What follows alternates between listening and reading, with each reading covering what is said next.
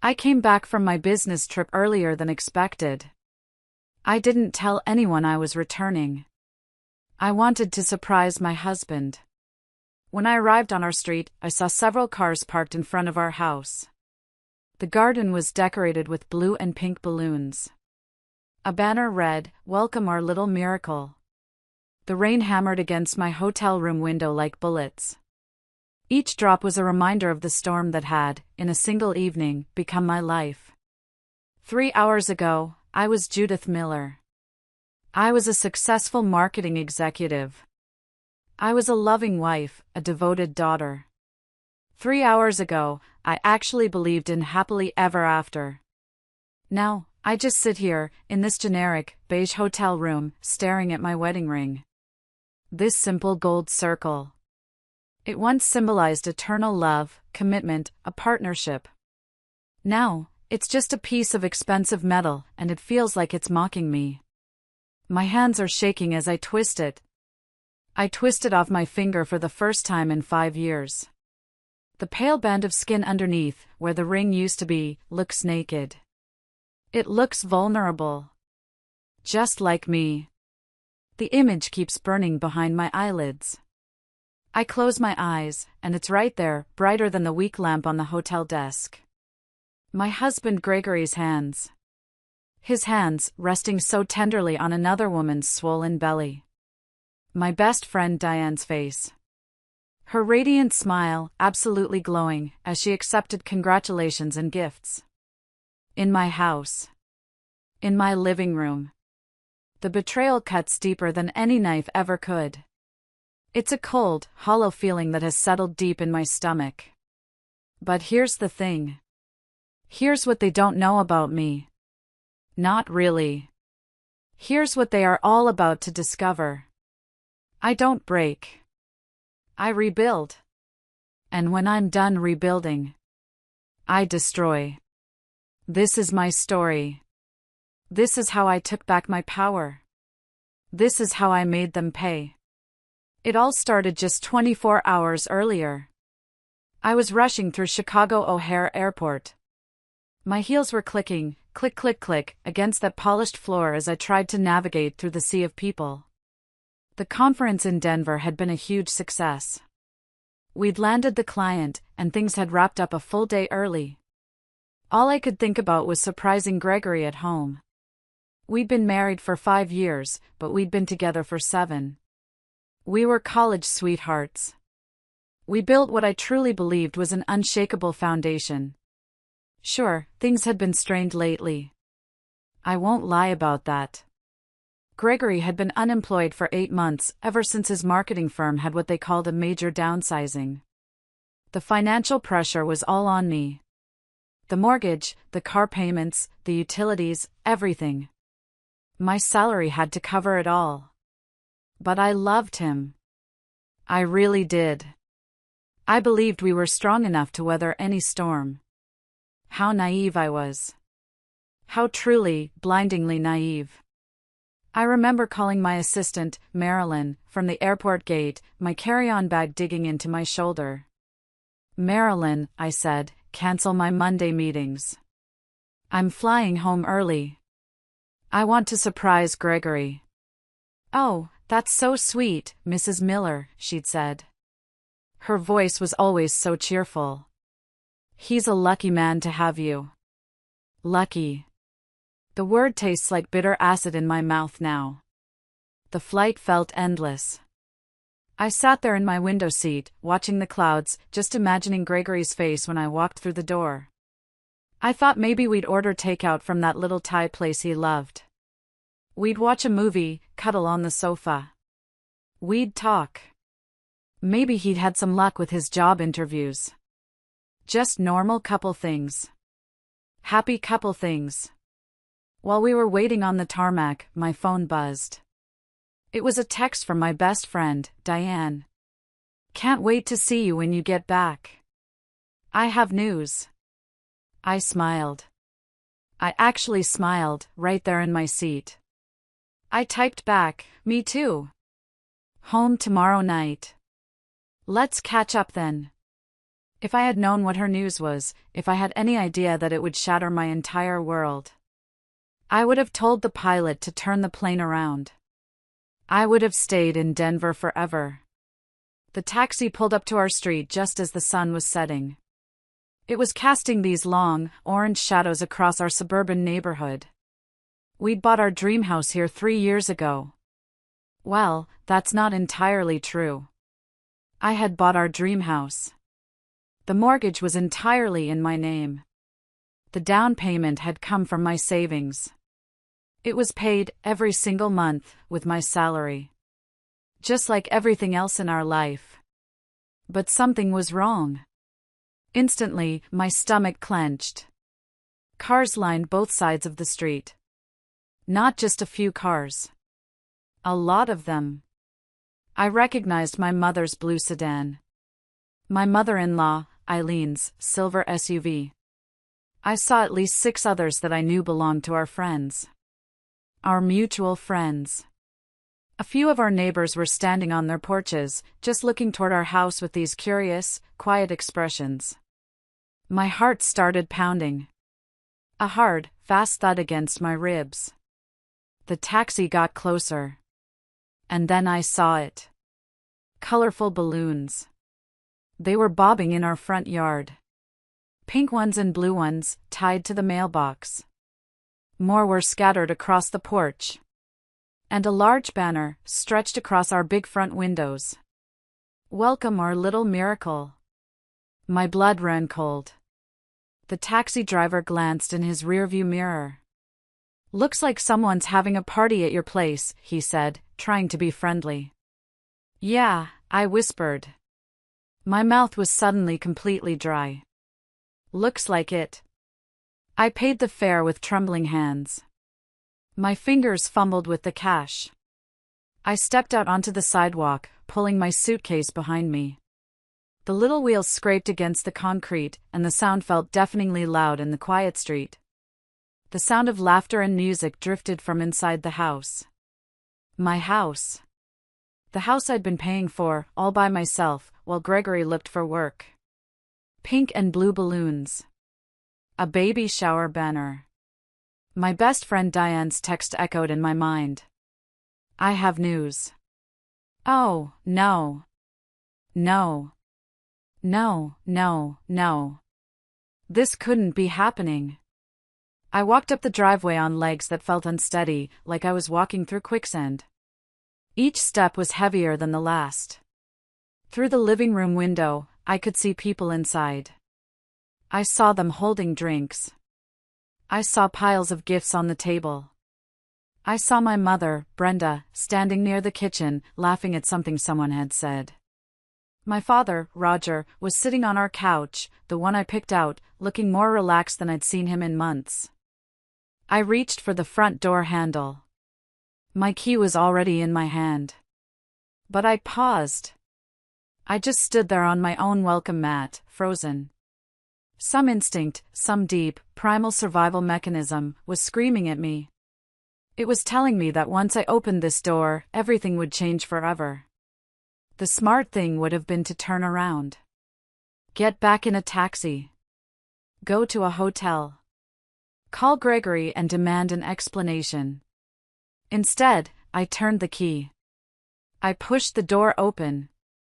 And I stepped inside. The first thing that hit me was the smell. Vanilla cake and coffee. The scent of celebration. Yellow and green streamers hung from the ceiling. Our coffee table, my coffee table, was overflowing with wrapped gifts in soft pastels. But it was the sight in the center of the room that stopped my heart. Diane. My best friend Diane. She was sitting in my favorite armchair. The plush, oversized one I'd saved for months to buy. She was glowing. She was wearing a flowing maternity dress that showed off her very, very pregnant belly. 7 months, maybe 8. She was opening gifts. A circle of women I knew, our mutual friends, my family members, were all cooing over tiny clothes and baby bottles. And there, kneeling beside her chair, was my husband. Gregory. His hand rested protectively on Diane's stomach. His face was lit up with a kind of pure joy, a blinding happiness that I hadn't seen on him in over a year. He helped her unwrap a little blue box. The tender way he touched her. The intimate smile they shared. It was everything he used to give me. Before the unemployment. Before the distance. Before whatever this was. For a long moment, nobody noticed me. I was just standing in the doorway of my own home, in my business suit, holding my suitcase. I was invisible, watching my entire life implode in real time. Then, Diane looked up. Our eyes met. Her face went white as a sheet. The little blue onesie she'd been holding just dropped from her fingers. Judith, she whispered. The room fell silent. The music, the laughter, everything just stopped. Every single head in that room turned toward me. My mother's face drained of all color. My father started to stand up, then just sat back down, looking helpless. My mother-in-law, Eileen, just stared at me. She didn't look guilty. She looked almost like defiance. But it was Gregory's reaction that finally broke something inside me. He didn't jump up. He didn't look guilty, or ashamed, or sorry. He didn't even remove his hand from Diane's belly. He looked annoyed. Annoyed that I had interrupted his party. Judith, he said, his voice flat. You're supposed to be in Denver until tomorrow. Like I was the one in the wrong. Like I had made a scheduling error. I finally found my voice. It came out as barely more than a whisper. Surprise. The silence in that room was so thick you could have cut it with a knife. Nobody moved. Nobody spoke. Nobody even had the decency to look embarrassed. They just stared. Finally, my mother, Brenda, cleared her throat. She took a step toward me, her hands fluttering nervously. Judith, sweetheart, maybe you should sit down. We can explain. Explain. The word exploded out of me. Explain? My voice was suddenly loud, sharp enough to make several people flinch. Explain what, Mom? Explain how my husband got my best friend pregnant while I was working my ass off to support him? Explain how you are all here, celebrating in my house like this is perfectly normal? Diane struggled to her feet. She put one hand on her back, wincing. Judith, please, she said, her voice trembling. It's not what you think. It's not what I think. I laughed. It was a sound I didn't even recognize. It was harsh and ugly, and it came from somewhere deep inside me. What I think is that you are 7 months pregnant with my husband's baby. What I think is that while I've been traveling for work, breaking my back to keep this household afloat, you two have been playing house behind my back. What I think, I said, my voice rising to a shout, is that my entire family and all of my friends knew about this, and nobody thought to tell me. We didn't want to hurt you, my father, Roger, said quietly from the couch. You didn't want to hurt me? I turned on him, hysteria creeping in at the edges of my voice. So instead, you decided to let me find out by walking into a baby shower in my own home? This was your better option? Gregory finally stood up. But he didn't move toward me. He positioned himself, just slightly, between me and Diane. Like he was protecting her from me. In my own house. Judith, you need to calm down, he said. His voice took on that low, patronizing tone I'd grown to hate. The one he used when he thought I was being emotional. This isn't good for the baby. The baby? I stared at him, in complete disbelief. The baby? What about your wife? What about me? Things between us haven't been good for a long time, Judith, Gregory said, crossing his arms. We both know that. My jaw dropped. Diane and I, we have something real. Something you and I lost a long time ago. He called her Diane. Not Rose, the pet name I'd used for her since college. He used her full name, like he was distancing himself from our shared past. No, wait. I'm confusing, wait, no. Her name is Diane. My mind was scrambling. He called her Diane. He said it with such ownership. I looked around the room. I looked at every single face. My mother, my father, my mother-in-law, Eileen. Our friends. People I'd had over for barbecues. People I'd helped move. People I trusted. Not one of them was looking at me with sympathy. They were looking at me like I was the problem. Like I was the one disrupting their perfect little celebration. How long? I asked. My voice was deadly quiet now. The hysteria was gone, replaced by something cold and hard. Gregory and Diane exchanged a look. A guilty, shared look. How long have you been sleeping together? Judith. Diane started, reaching a hand out. How long? I demanded. Gregory sighed, like I was inconveniencing him. A year, he said. A year. A full year. While I was working 60-hour weeks to keep us afloat. While I was paying the mortgage, the car payments, the groceries, his health insurance. While I was believing his lies about job interviews and networking events. And everyone knew? Silence. That was my answer. Everyone knew. And nobody thought to tell me. My mother, Brenda, stepped forward again. Sweetheart, we thought it was better if it came from them. Better? I turned on her, and the fury I felt was so pure, so hot, it was a miracle I didn't just burst into flames. You thought it was better to let me live a lie? To let me support a man who was cheating on me with my best friend?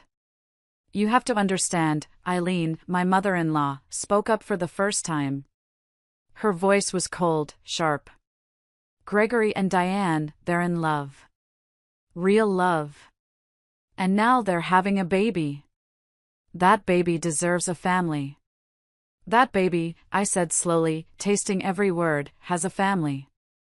A father who can't hold down a job and a mother who stabs her best friends in the back. Judith, my mother gasped. That's enough. No, I said, looking around the room one last time. What's enough, is this. All of this. I turned and walked back toward the door. I grabbed the handle of my suitcase. Where are you going? Gregory's voice stopped me. I turned back. And for the first time since I'd walked in, I smiled. It wasn't a happy smile. It was the scariest smile I've ever felt on my own face. I'm going somewhere I won't have to look at any of you traitors. Judith, you're being dramatic, Diane said, and now the tears were starting to flow down her cheeks. The audacity. We never meant for this to happen. It just did. But we can all still be friends. I laughed again. That same, harsh sound. Friends? You think we can be friends? The baby is going to need aunts and uncles, she pressed on, her voice getting watery. And Gregory will always be in your life. We have to find a way to make this work. Oh, sweetheart, I said, my voice dripping with a false sympathy that made her step back. You have no idea what you've just done, do you? You think this is about a baby? About love? You think you've won something here? I looked at Gregory. I memorized his face, confused, annoyed, entitled. In a few months, he was going to look very, very different. You want to know what you've won, Gregory? I said, my voice clear and carrying across the silent room. You've won your freedom. Complete freedom. Freedom from me. Freedom from my money. And freedom from the life I built for us. Congratulations. I walked out of that house. I didn't look back. I could hear them calling my name. I could hear my mother crying, and my father shouting for me to come back and talk about this. I had nothing left to say to any of them. But I had plenty left to do. If you're still listening, please help me out by liking this video and commenting the number 1 down below. It lets me know you're still here, and honestly, it means the world to know you've been on this journey with me. Your support is a huge encouragement. Please, comment the number 1 so I know you're here, and now, let's get back to the story. The Marriott downtown wasn't fancy, but it was anonymous. The walls were a dull, beige color. The art on the wall was a generic picture of a boat.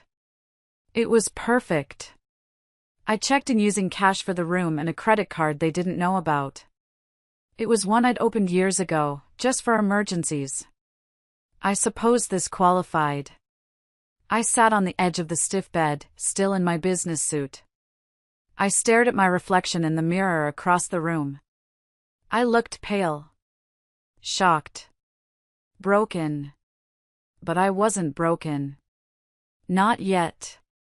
I pulled out my phone and my laptop. The shock was wearing off, and something else was taking its place. It was a cold, clear focus. The kind I get right before a major product launch. I scrolled through my contacts until I found the name I was looking for, Arthur Vance. He was the lawyer who'd handled our house purchase 3 years ago. I'd kept his card because something about him impressed me.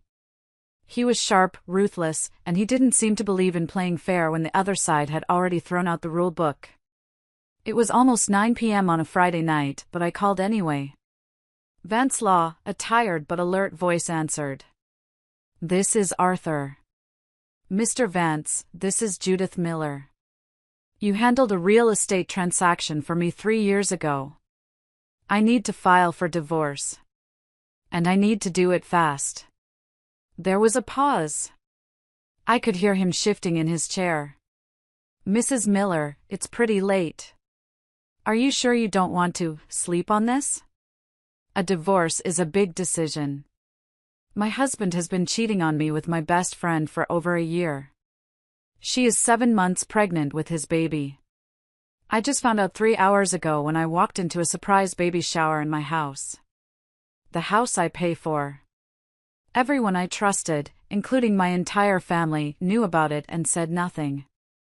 Mr. Vance, I said, my voice steady, I have never been more sure of anything in my life. Another pause. Longer this time. Can you be in my office first thing Monday morning? Can't we do something sooner? This weekend? Mrs. Miller, I appreciate that you're upset, but... I'm not upset, I interrupted. I'm strategic. And right now, I have the advantage of surprise. In 12 hours, they're all going to realize I'm serious about this, and they're going to start taking precautions. Gregory will start trying to move money he doesn't have. I want to move while they're all still thinking they can talk me out of it. There was a long silence. Then, I heard the sound of a calendar page turning. I'll meet you at my office at 8 a.m. tomorrow. Saturday. Bring every financial document you have. Thank you. And Mrs. Miller, he said, just before I hung up. Don't do anything rash tonight. Don't confront anyone. Don't make any big financial moves. Let me handle this properly. I hung up without promising anything. Because I was absolutely about to make some big financial moves. I spent the rest of the night in that beige hotel room with my laptop, 3 cups of terrible, bitter coffee from the in-room machine, and a growing sense of purpose that felt better than anything I had felt in months. First, I logged into our joint bank account. Gregory had access to it, but I was the primary account holder. I was the only one who ever deposited anything into it. My salary was direct deposited there every 2 weeks. I looked at the balance, $14,700. It was all legally my money. I'd earned every single cent of it. I clicked transfer. I transferred every penny into my personal savings account, the one he didn't know about, the one I kept for emergencies. The joint account now had a balance of 0. Next, I called the automated line for our credit cards. All of them were in my name, of course. Gregory's credit was terrible, so I'd added him as an authorized user. I went down the list. One by one, I reported his cards as stolen. Then I just canceled the accounts entirely. Every single one. Then, I called the mortgage company. This was the big one. I navigated the automated menu until I got a human being. Since the loan was in my name, and my name only, I had the right to make changes. Yes, I said, my voice polite and calm. I'd like to add a note to the account. All future communications should come to my office address only, not my home address. The representative confirmed. Also, I added, I need to request that all automatic payments be suspended immediately. I will be handling payments manually from now on. Yes, ma'am. That's done. By dawn, Gregory's world was about to become very, very different. But I wasn't done. I called my office voicemail and left myself a message to contact HR first thing Monday. I needed to change my emergency contact information and, more importantly, my beneficiaries. I also made a note to call our insurance company. I needed to know how fast I could remove Gregory from my excellent health plan. Every single safety net I had built for him over 5 years of marriage was about to disappear. As the sun came up over the city, I felt something I hadn't felt in years. Power. Real power. The kind that comes from finally seeing clearly after months of living in a fog. My phone had been buzzing all night. Non-stop. Calls and texts from Gregory, from Diane, from my parents. I hadn't read any of them. But now, I opened the message thread. Gregory, Judith, where are you? We need to talk. Gregory, you're being crazy about this. Come home. Gregory, I know you're upset, but you can't just disappear. Gregory, seriously, where the hell are you? Pick up. Mom, sweetheart, please call me.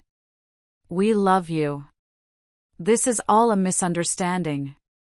Dad, don't do anything you'll regret, Judith. Think about your family. Diane, Judith, I am so sorry. I never wanted you to find out like this. Please let me explain. Diane, the baby needs stability. We all need to figure out how to move forward together. I deleted every message without responding. At exactly 8 a.m. on Saturday morning, I was sitting in Arthur Vance's office. It was dark wood, leather chairs, and smelled like old books. I had a thick folder of financial documents and a yellow legal pad covered in my notes from the night before. He looked at me over his reading glasses as I laid out my list of actions. You've been busy, he said, one eyebrow raised. I'm just getting started. Mrs. Miller, I have to ask, he said, steepling his fingers.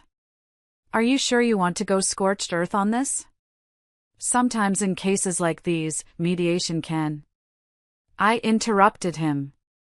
Mr. Vance, let me be very clear. My husband has been unemployed for 8 months. In that time, I have paid our mortgage, our car payments, our insurance, our groceries, our utilities, everything. My salary has been our only income. He has contributed nothing. Meanwhile, he has been having an affair with my best friend and got her pregnant. My entire family knew about it and said nothing. I leaned forward in my chair. They had their chance to do the right thing. Now it's my turn. What are my goals here? I want him to get nothing. Not 1 penny of alimony. Not 1 cent of my retirement accounts. Not 1 piece of furniture from that house. I want him gone. And I want him to understand that actions have consequences. He nodded slowly, a small smile playing on his lips. The house is entirely in your name, you said. Bought before the marriage? No, I corrected. I bought it during the marriage, but with my own income, and the loan is in my name only. He never signed a thing. And your retirement accounts? All mine. My 401k from my job. I was the only one contributing. This might be easier than I thought, he said, making notes. Illinois is an equitable distribution state, but given that you kept most assets separate and he contributed so little financially, we can definitely work with this. This is good. There's something else, I said. I want this done fast.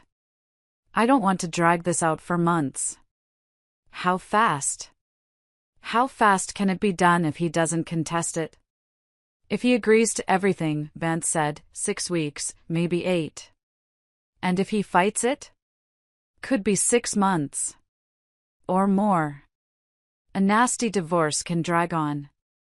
I smiled. The same cold smile from the night before. He won't fight it. Trust me. He can't afford to. I didn't go home that weekend. I stayed in that hotel, eating room service, and planning. I felt like a general mapping out a campaign. On Monday morning, I went to work as usual. I put on my best suit, did my makeup, and walked in with my head held high. My first stop was HR. Sandra, I said to the HR manager, closing the door to her office. I need to make some changes to my emergency contact information and insurance beneficiaries. Oh, of course, she said, pulling up my file. Is everything all right? I'm filing for divorce, I said, my voice perfectly level. Her expression shifted instantly to one of professional sympathy. Judith, I'm so sorry. What do you need from me? Within an hour, Gregory was removed from my health insurance. He was removed from my life insurance policy. He was removed as the beneficiary of my 401k. My emergency contact was changed to my Aunt Peggy, the only family member who hadn't been at that baby shower. Then, I went back to my office, closed the door, and called the mortgage company again. Hello, I said. I'd like to know what happens if I stop making payments on my mortgage. The customer service representative paused. Well, ma'am, you'd be in default after 30 days. And we would begin foreclosure proceedings after 90 days. And if I wanted to sell the house quickly? Are you having financial difficulties, Mrs. Miller? We have programs. No financial difficulties, I said. I just want to know my options. I took notes on everything she told me. By Tuesday, Gregory was starting to feel it. He began calling my office. Mrs. Miller, my assistant, Marilyn, buzzed me, her voice careful. There's a Gregory Miller on line 2. He says he's your husband. Tell him I'm not available, Marilyn. I'm in a meeting. An hour later, Mrs. Miller, he's on line 2 again. He says it's an emergency. I'm still in that meeting. He's called 4 times today, Marilyn told me at the end of the day, looking worried. Then tell him I'm not available 4 times. And from now on, please just send him to my voicemail. On Wednesday, he started showing up at my office building. The lobby security guard called my desk. Mrs. Miller, there's a gentleman in the lobby demanding to see you. A Mr. Miller. He seems very agitated. Tell security to escort him out, I said, my voice cold. And if he comes back, they have my permission to call the police. On Thursday, the divorce papers were served. Arthur Vance called me around 10 a.m. Judith, the papers were served this morning at the house. Your husband has 30 days to respond. How did he take it? According to my process server, Arthur said, he seemed shocked. Kept saying there had to be some mistake. Any word from his lawyer? He doesn't have one yet. But give it time. He'll have to find one. I hung up and got back to work. I had a campaign to finish and a life to rebuild. By Friday, I had my answer about whether Gregory would fight the divorce. He was waiting in the parking garage when I left work. Judith, he stepped up from behind a concrete pillar, and I was struck by how terrible he looked. His hair was unwashed. His clothes were wrinkled. There were dark circles under his eyes. "Gregory," I said, and just kept walking toward my car. I had my keys in my hand, held like a weapon. "We need to talk," he said, hurrying to catch up. "We really don't. You can't just throw away 5 years of marriage without even having a conversation." I stopped. I turned around, right there under the flickering fluorescent lights of the garage. 5 years of marriage? When exactly were we married, Gregory? Because for the past year, it seems like you've been married to someone else. That's not fair. What's not fair, I said, my voice rising, is me working 60-hour weeks to support a man who was cheating on me. What's not fair is finding out about it at a baby shower in my own house.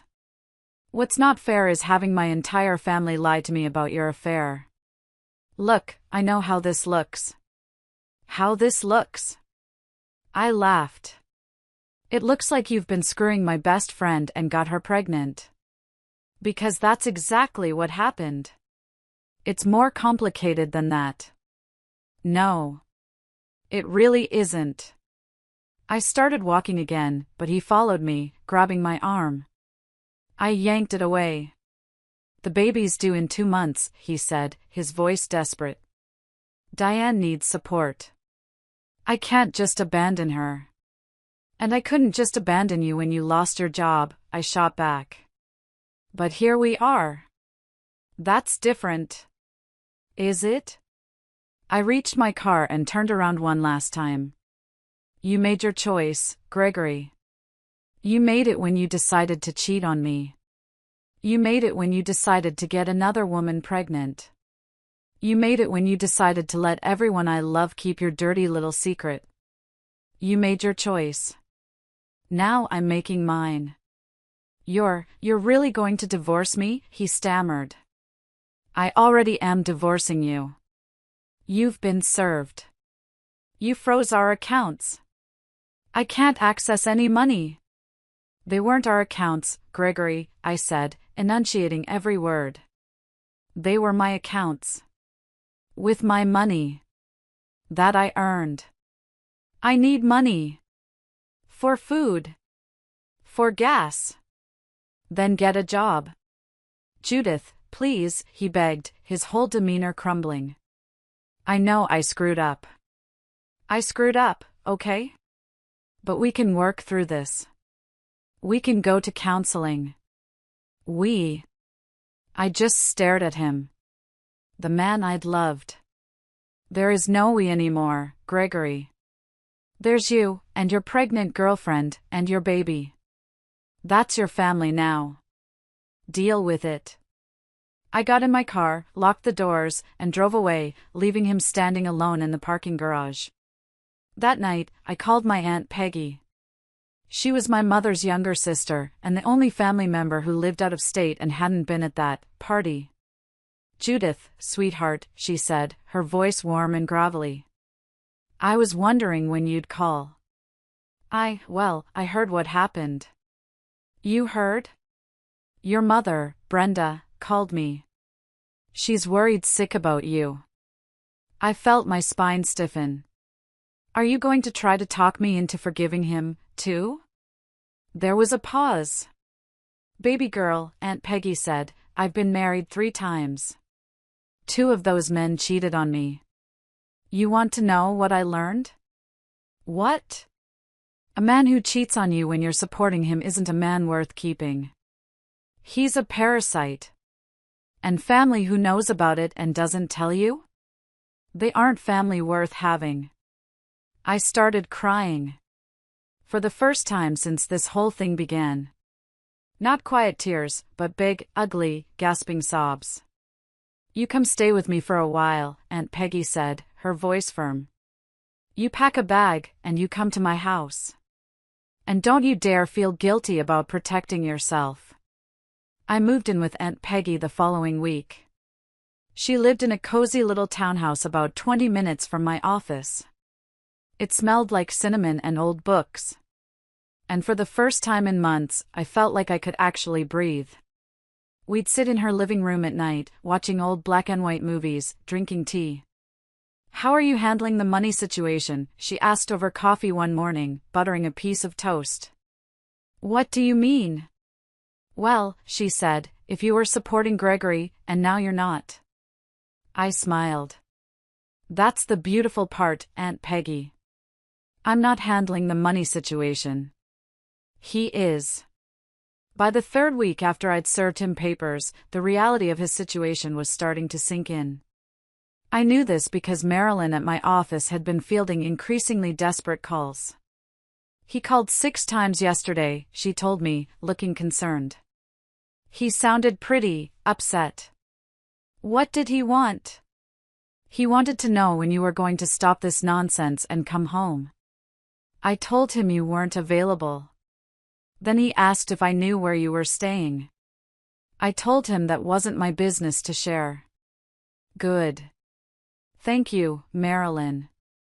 What Gregory didn't know yet was that I'd also called the mortgage company and requested a payoff quote. The house was worth about $180,000, and I owed $140,000. I could pay it off entirely and sell it, or I could just let it go into foreclosure. Either way, he was going to be homeless soon. The first sign that reality was hitting the rest of the family came in the form of a call from my mother. "Judith, you have to stop this," she said, without any preamble, when I answered the phone. "Stop what, Mom?" "This. All of it. This divorce. Gregory is falling apart." "Good," I said. "That's a terrible thing to say, Judith." "Is it?" "Because I think it's a terrible thing to cheat on your wife with her best friend. I think it's a terrible thing to get her pregnant. People make mistakes." "He's sorry." "Mom, if you called to lecture me about forgiveness, you can save your breath. I'm not interested." "But what about Diane?" she pleaded. "She's 8 months pregnant now. The stress of all this isn't good for the baby." "Then maybe she shouldn't have gotten pregnant by a married man." "Judith." "No, Mom. You don't get to be shocked by my reaction. You were at that baby shower. You knew about the affair and you said nothing. You chose their side over mine. We never chose sides." "You absolutely did," I said, my voice shaking with anger. "You chose to keep their secret. You chose to celebrate their baby, in my house, with my money paying for the roof over their heads. You chose everyone else over your own daughter." There was just silence on the other end. "I have nothing else to say to you, Mom." I hung up. But the calls kept coming. From my father, Roger. From my mother-in-law, Eileen, who told me I was being cruel and selfish. From mutual friends who thought I was being too harsh. Every single one of them seemed to think that because Diane was pregnant, I should somehow just be okay with the betrayal. That I should swallow my hurt and my anger and play the role of the gracious ex-wife who just wanted everyone to be happy. They were all about to learn just how wrong they were. 6 weeks after I'd filed for divorce, I got the call I'd been waiting for. "Mrs. Miller, this is Jennifer from First National Mortgage. I'm calling because your account is now 90 days past due, and we need to discuss your options before we begin foreclosure proceedings." "Actually, Jennifer," I said, "I'd like to discuss selling the house." "Oh. Well, that changes things. Are you working with a realtor?" "Not yet. But I'm looking for someone who can move quickly. I can give you some referrals." I chose an agent who specialized in quick sales. I met her at a Starbucks. "I want the house on the market immediately," I told her. "Price it to sell fast. I don't care about getting top dollar. I care about getting it done." "What about your husband?" she asked, pulling out her forms. "Will he need to sign anything?" "The house is entirely in my name," I said. He has no legal claim to it. Oh, she said, visibly relieved. Well, that makes this divorce much simpler. Within a week, there was a for sale sign in the front yard. That's when Gregory finally called my office again, screaming at Marilyn until she put him through to me. You can't sell the house, he shouted, his voice raw. I can, I said calmly. And I am. Where am I supposed to live? Where are Diane and I supposed to live? That's not my problem anymore, Gregory. I have nowhere to go. You took all the money. You have Diane, I said. I'm sure she'll make room for you. She's living with her parents. There's no room for me there. I felt a small, dark spark of satisfaction at that. Then I guess you better figure something out. Get a job. Rent an apartment. That's what adults do. You can't do this.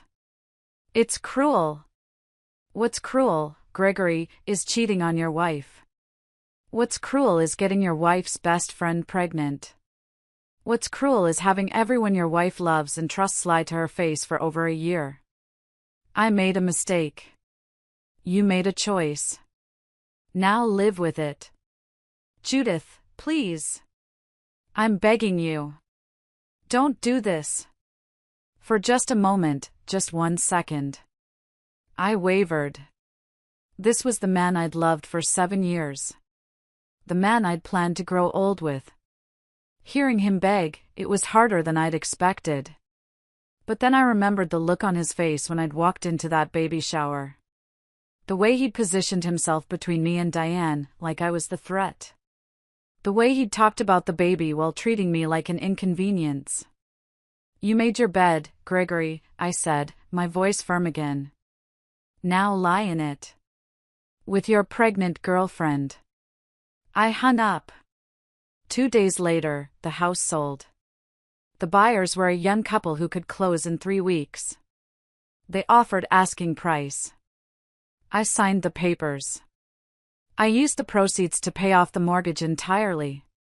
The rest went straight into my savings account. I was now completely debt-free and had enough money to start over anywhere I wanted. But I wasn't leaving town just yet. I wanted to watch the rest of this play out. About 3 months after I'd filed for divorce, I ran into an old colleague at a coffee shop downtown. Sarah had worked at Gregory's old company before she moved to a different firm. Judith. How are you? She said, giving me an awkward hug. I heard about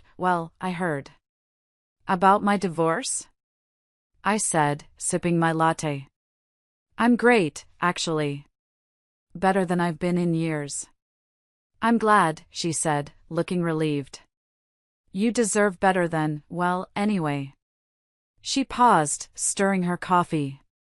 I don't know if I should tell you this, but I saw Gregory last week. Oh. I tried to look disinterested, but I was dying to know more. He applied for a job at my company. I was on the interview panel. How did it go? Sarah grimaced. Not well. Not well at all. He looked terrible, Judith. Like he hadn't slept in weeks. His suit was wrinkled. And when we asked about the 8-month gap in his employment, he got really defensive. He started talking about how his vindictive ex-wife had ruined his life and cut him off financially. I nearly choked on my latte. He said that? In a job interview? Oh, it gets worse. When we asked for references, he couldn't provide any recent ones, because apparently he's burned bridges with most of his former colleagues. And, this is the bad part, when HR called to verify his last employment, they found out he'd been let go for poor performance, not downsizing like he'd always claimed. Wow, I said. That was a new piece of information. Another lie. Yeah, Sarah said, shrugging. We passed on him pretty quickly. I felt bad, but we can't hire someone who badmouths his ex-wife in an interview and lies about his work history. It's a huge red flag. After Sarah left, I sat in that coffee shop for another hour, just processing this. He wasn't just a cheater. He was a liar. A bad employee. He was sabotaging himself at every turn, and he was blaming me for it. Perfect. That evening, my phone rang. It was a number I didn't recognize. I almost let it go to voicemail, but something made me answer. Hello? Judith? The voice was weak and crying. It's me. Diane. I almost hung up. But curiosity got the better of me. What do you want, Diane? I'm in the hospital. Despite everything, a small spike of concern shot through me. I'm human. What happened? Is the baby okay? The baby's fine. I'm fine, but... She started sobbing. Gregory's not here. What do you mean he's not there? You're in the hospital. I went into early labor yesterday, she choked out. I called him, but he didn't answer his phone. I had to call my mom to drive me to the hospital. I frowned. Where was he? Job hunting, apparently, she said, her voice bitter. But Judith, he's been gone for 3 days. He said he had interviews in Milwaukee and might need to stay overnight, but that was Sunday. It's Wednesday. And I think he's drinking again. What do you mean, again? He used to have a problem, she sniffled. In college. Before you two got serious. I thought he'd stopped. But lately, he's been coming back to my parents' house smelling like alcohol. And yesterday when I finally reached him, he sounded drunk. This was exactly the kind of karma I'd been hoping for. This was the justice. But instead of feeling satisfied, I just felt tired. And I felt a little flicker of pity. For her, not for him. Diane, I said, my voice flat. Why are you calling me? Because I don't know what to do, she wailed. My parents are already stressed about me living there, and now the baby's coming, and Gregory's disappeared, and I'm scared, and I don't have anyone else to. Stop, I said. My voice was sharp. Just stop. You don't get to call me for support. You don't get to make me your backup plan after you stole my husband. I know, but nothing. You wanted him, Diane. You fought for him.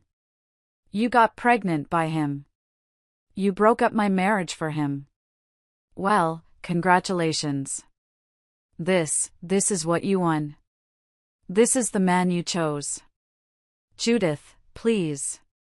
You called me your best friend for 10 years, I said, my voice cold as ice. And then you stabbed me in the back for a man who can't even be bothered to show up when you're having his baby. That's the choice you made. Now live with it. I hung up. And I immediately blocked her number. The divorce was finalized on a cold, gray Tuesday in February. It was exactly 4 months after I'd walked into that baby shower. I sat in the courthouse, next to Arthur Vance, watching as the judge signed the papers that officially ended my marriage. Gregory wasn't there. His lawyer, a court-appointed one, because as I predicted, he couldn't afford to hire his own, stood up. Your Honor, Mr. Miller is unable to attend. He is dealing with a family emergency. What kind of emergency? The judge asked, looking annoyed. His newborn son is in the NICU, Your Honor. Complications from the premature birth. I felt a flicker of something. Not quite sympathy, but not satisfaction either. A baby in the NICU was serious, regardless of the circumstances of his conception. But then the lawyer continued, Mr. Miller is also currently seeking treatment for alcohol dependency. And there it was. The final domino. Arthur leaned over and whispered, Are you okay with proceeding without him here? Absolutely, I whispered back. The judge reviewed our settlement agreement one more time. It was exactly what I'd wanted. I kept everything that was legally mine, which, as it turned out, was nearly everything. The proceeds from the house sale, my retirement accounts, my car, my personal belongings. Gregory got nothing. Except his clothes and his debts. Mrs. Miller, the judge said, do you understand that this agreement means you will receive no alimony and you will owe no alimony? Yes, Your Honor. And you are satisfied with this arrangement? Completely, Your Honor. Very well. The marriage between Judith Miller and Gregory Miller is hereby dissolved. Just like that. It was over. Walking out of that courthouse, I felt lighter than I had in years. The winter air was crisp and clean, and for the first time since this whole nightmare began, I felt like I could see my future clearly. So, what's next for you, Judith? Arthur asked, walking me to my car. I've been offered a promotion at work, I said, smiling.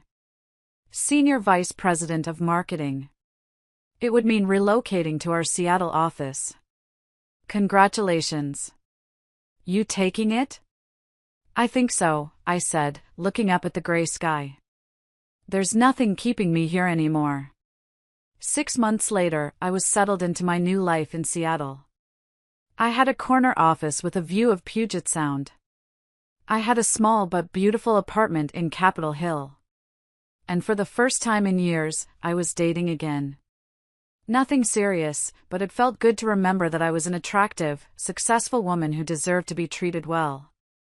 I hadn't heard anything about Gregory or Diane since the divorce, and I was happy to keep it that way.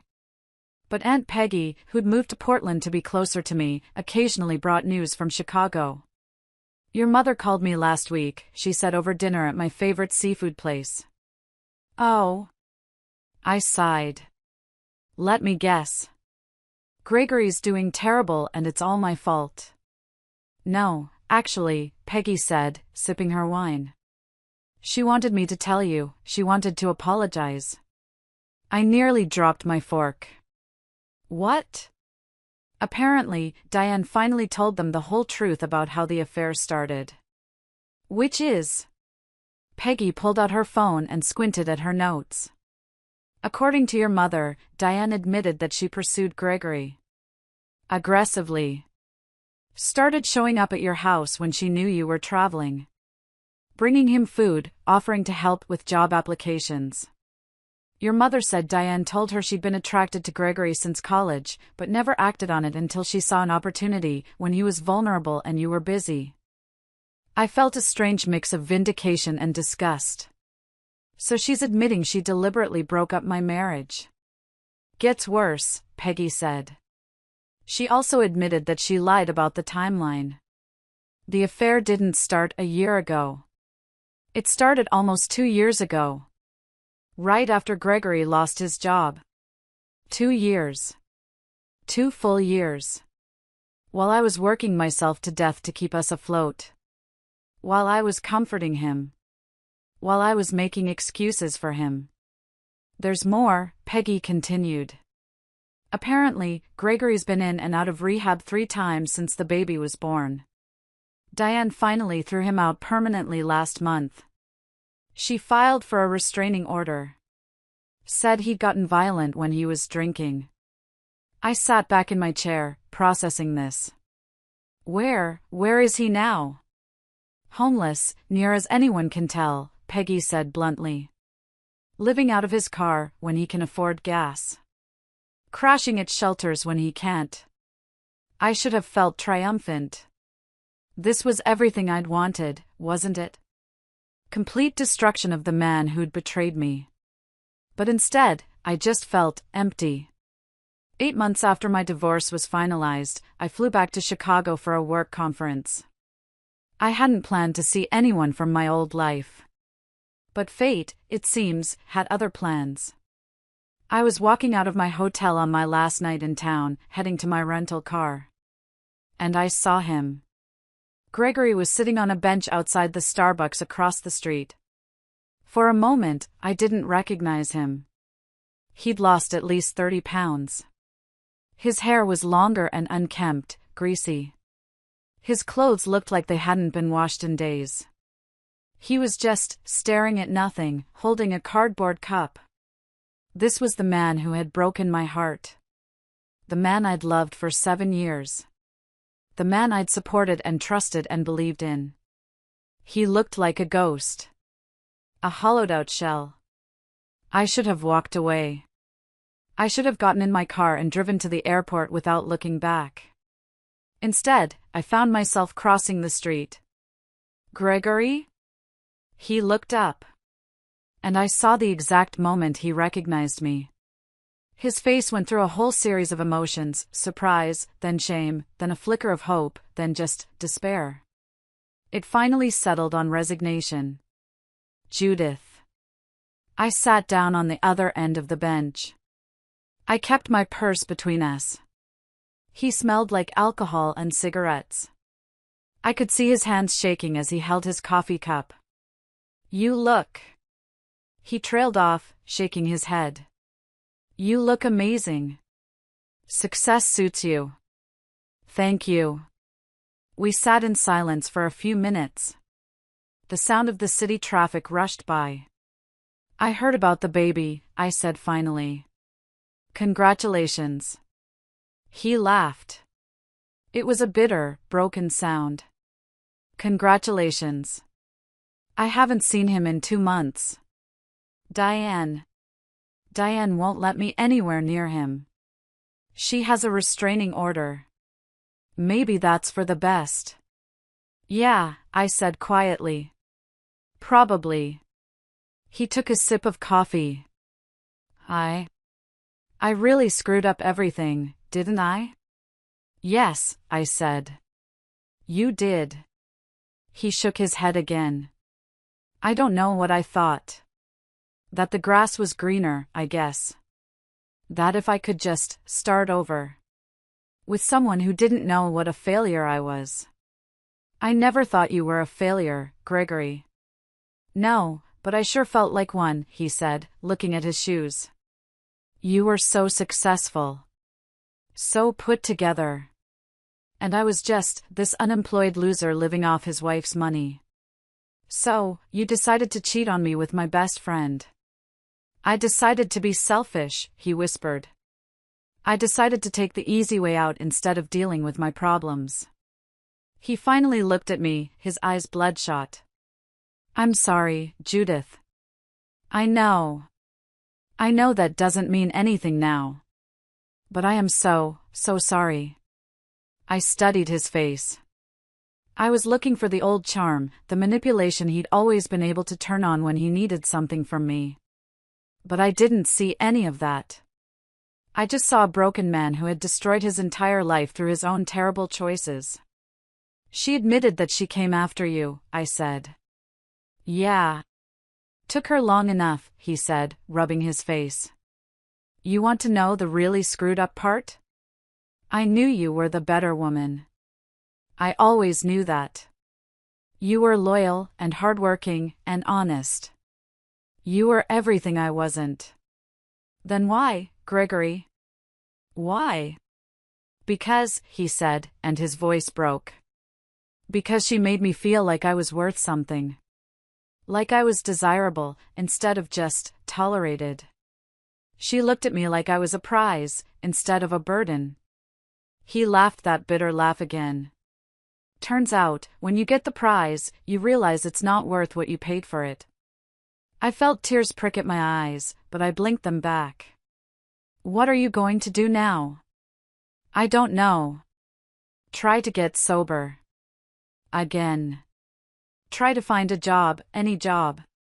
Try to figure out how to be a father to a son I'm not allowed to see." "You could move away," I suggested. "Start fresh somewhere else." "With what money?" he said, gesturing to himself. "I can barely afford gas for my car, and that's when it's running." I reached into my purse and pulled out my wallet. I had about $60 in cash. Without thinking, I just handed it to him. He stared at the money like it was a snake. I can't take this." "It's not a loan," I said. "It's not charity. It's just closure. You apologized. I believe you mean it. This conversation, this is the ending our marriage should have had. Civil, honest. Human. He took the money with shaking hands. Thank you. Don't thank me. Just try to be better. For your son, if not for yourself. I stood up to leave. Judith, his voice stopped me. Yeah? You were right, he said, looking up at me one last time. You were right to leave me. You were right about everything. I looked down at him, this broken shell of the man I'd once loved. And I felt something I hadn't expected to feel. Peace. I know, I said. Take care of yourself, Gregory. I flew back to Seattle the next morning with a strange sense of completion. Seeing Gregory like that, destroyed, desperate, alone, it should have felt like the ultimate victory. And in a way, it was. Justice had been served. Karma had done its work. But what felt even better was the realization that I no longer needed him to suffer for me to be happy. I had built a new life. A life that was entirely my own. A life where I was valued, respected, successful, and free. A life where I didn't have to support anyone who didn't support me back. That was the real victory. My phone rang as I was walking through the Seattle-Tacoma airport. It was my mother, Brenda. Judith, she said, her voice quiet. Aunt Peggy told me you were in Chicago. She told me you saw Gregory. I did. How are you feeling about that? I considered the question as I found my gate. Sad for him, I said honestly. Grateful for me. And ready to move on. Completely. I owe you an apology, Judith, my mother said, and her voice cracked. A real one. Not for Gregory, that's between you and him. But for not telling you. For choosing to protect him and his secret, instead of you. For making you feel like your reaction was wrong. Thank you, Mom. You're my daughter. I should have been on your side from the beginning. Yes, I said. You should have. Can you ever forgive me? I thought about it. I can forgive you, Mom, I said finally. But things are different now. I'm different now. I'm not going to pretend that what happened didn't matter. And I'm not going to go back to the way things were before. I understand, she said quietly. I hope you do. Because I like who I've become. I like the life I've built. And I am not going to compromise it for anyone, ever again. I'm proud of you, she said, and I could hear the tears in her voice. I know I didn't act like it at the time, but I am so proud of how strong you've been. After I hung up, I sat in that airport gate, thinking about strength. For most of my life, I thought strength meant enduring. Putting up with things. Sacrificing for others. Making excuses for people who hurt me. Now I know better. Strength means knowing your worth and refusing to accept less than you deserve. Strength means walking away from people who betray you, even when it's hard. Strength means building a life so good that you don't need anyone else's approval to feel complete.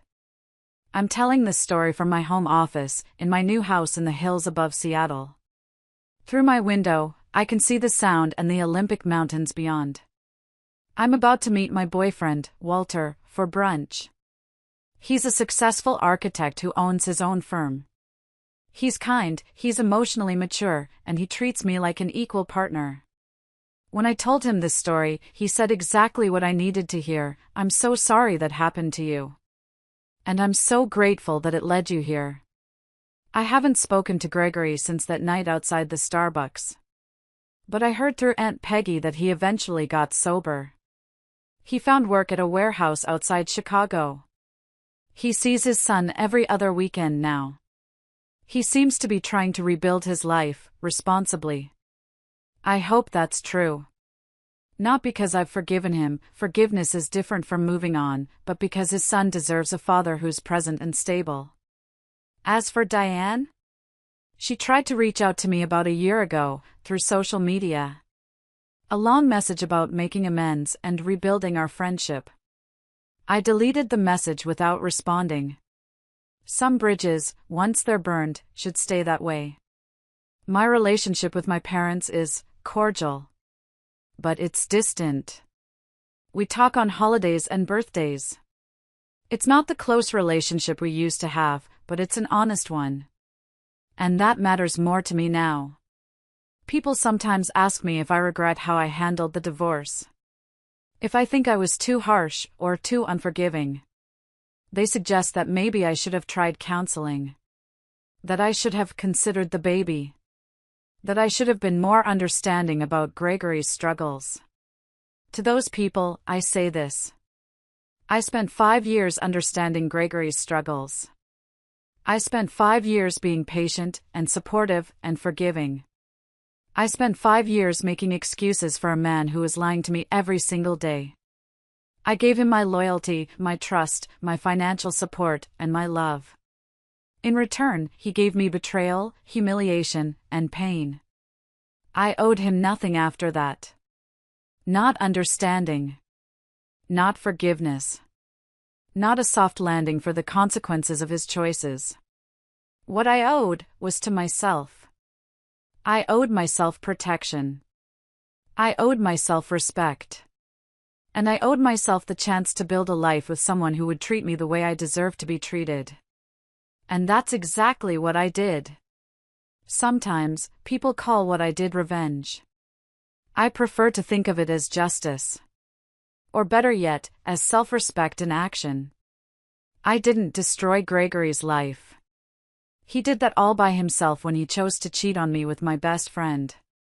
I simply stopped preventing the natural consequences of his actions. I stopped being his safety net. I stopped being his financial support.